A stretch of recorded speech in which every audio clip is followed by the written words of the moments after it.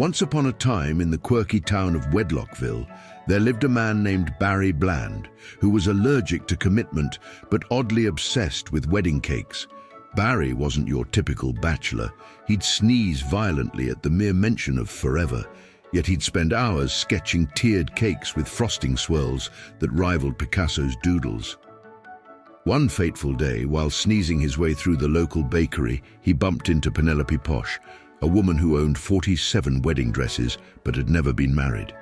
She collected them like trading cards, each with a name and a backstory. Her favorite, Lace Lightning, had allegedly been worn by a runaway bride who jilted a duke in 1892. Their meet-cute was less cute and more chaotic.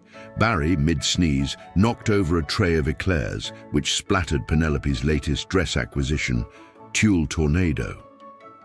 Instead of outrage, Penelope laughed, a loud, snorting guffaw that made the bakery's pet parrot squawk, "I do!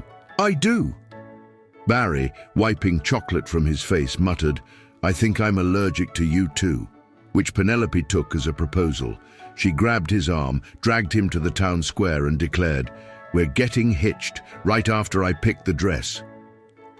Wedlockville's mayor, a part-time Elvis impersonator named Jumpsuit Jerry, officiated impromptu weddings for fun. He saw the commotion, whipped out his sequined cape and yelled, "Let's rock this love shack, baby."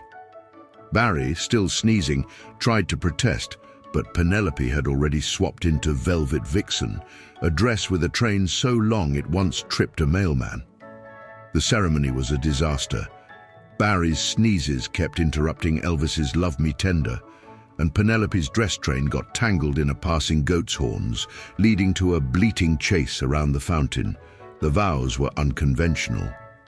Barry, red-eyed and wheezing, said, "I promise to love you between antihistamine doses," while Penelope vowed, "I'll cherish you as much as my limited edition satin snowflake serenade."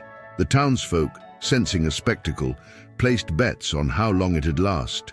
Odds were 3-1 for before the cake's cut. But here's the twist. The cake wasn't a cake.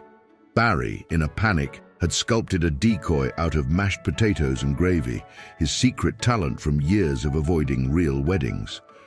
When Penelope sliced into it, gravy erupted like a volcano, drenching Jumpsuit Jerry mid-hip thrust. Instead of divorce papers, Penelope framed the gravy-stained dress, naming it Spud's Surprise, and Barry built her a potato cake castle in their backyard. They never officially divorced because Barry's sneezes turned out to be from a rare frosting allergy, not commitment, and Penelope decided 48 dresses were enough, especially since number 49 was now mashed potato couture. The couple became Wedlockville legends, proving marriage could survive on love, laughter, and a little starch. And every anniversary, they'd reenact the gravy geyser just to keep the goat on its toes.